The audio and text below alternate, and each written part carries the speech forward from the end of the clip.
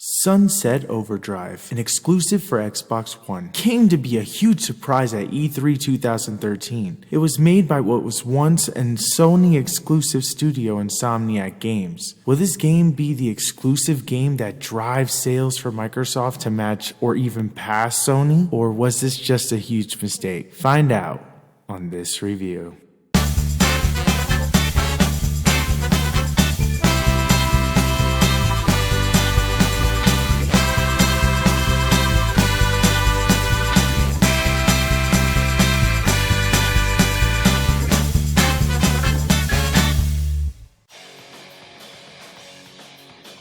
It's the year 2027 in Sunset City. Fizco is advertising their new energy drink, Overcharged Delirium, also known as OCD. Your character is stuck cleaning during the party and goes to take a break when the partygoers take a drink and they turn into these creepy mutants. Your character rushes home and leaves the next day to see the damage, and it's bad. But your character stumbles across a few survivors, and now you have to convince people to help you fight to escape the city by doing missions.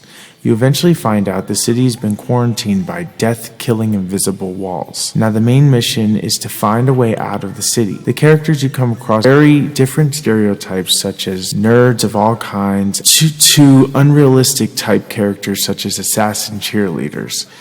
The game's story will vary from person to person. Some of you may find it full of humor and hysterical, while some may roll their eyes and find the dialogue cheesy and easily forgettable. My personal taste was somewhat on the plus side. I enjoyed the references and the cheesy dialogue. Overall, the game took 10 to 12 hours to reach the story's conclusion.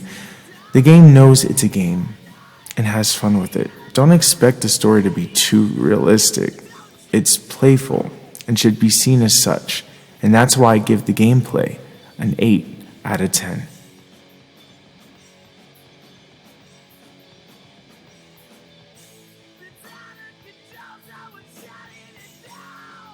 The gameplay is what it's all about in Sunset Overdrive. You can grind, shoot some enemies, grind some more, and so on and so forth, and this is a blast to play. It makes the game move at a fast pace. It feels like Jet Set Radio, Tony Hawk Pro Skater, and Ratchet & Clank in a Left 4 Dead world.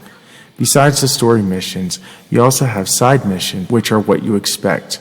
Time challenge missions, which range in difficulty, and collectibles, which you must find various items to get new amps, which you can equip to your character to boost them up. You can also buy various outfits or articles of clothing and equip anything to your character regardless of gender. The weapons are fun and silly and range from TNT teddies, helicopter turrets, and the condenser. Each weapon can be leveled up and equipped with an amp to give your weapons secondary abilities such as freezing or burning or explosions. In Sunset Overdrive, you have to keep moving. You cannot fight on the ground. That's asking for death. Instead, you must grind rails and power lines while shooting to be victorious. And overall, I had an absolute blast with the gameplay in Sunset Overdrive. And that's why I give the gameplay a 9 out of 10.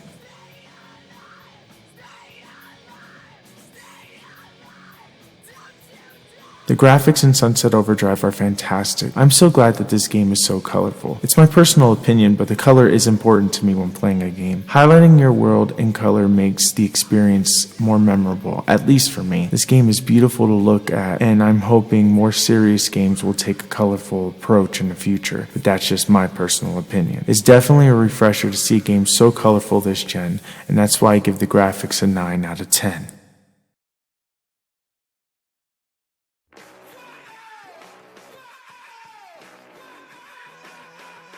The sound in Sunset Overdrive is great. The music is pretty much rock music, and it really sets the game and your character's personality perfect. The sound from your weapons are equally good. The explosions sound great. The growling from the enemies are great, and the voice acting seems to fit everyone's character perfect. The only problem I had is that there only seemed to be one voice choice per gender when you create a character. I could be wrong, but I didn't see the option. Overall, the sound is great. Not a lot of memorable tunes for me, but the tone definitely matches the atmosphere, and that's why I give the sound an 8 out of 10. I'll be honest, I played very little of the multiplayer, so this technically shouldn't really count, but my first impressions were this could be fun if you have a large group of friends. In the multiplayer, you and up to 7 other friends fight against a horde of enemies in a game mode called Chaos Squad. I'm personally not a fan of horde mode of any kind. I find them fun for the first day and get bored really quickly and never look back at it. It's not for me. I'm a little disappointed about the lack of free roam mode and a lack of a cooperative story that you can play with friends. And that's why I give the multiplayer a 7 out of 10.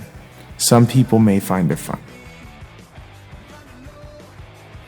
So in conclusion, Sunset Overdrive is a beautiful and colorful looking game with fun gameplay mechanics, but the story and multiplayer will vary depending on what type of gamer you are. Some may love the story for its humor, while others may hate it and find it to be cheesy. Multiplayer seems to be lacking, but nothing a few free DLC upgrades can't fix. The game is fun overall, but it seems to be an experience you would want to play once you pick it up again, unless if you're really bored. Once the game is done, it's done. And that's why Sunset Overdrive gets an 8.2 out of 10. This is a great game and should be played at some time, but I don't recommend it at full price.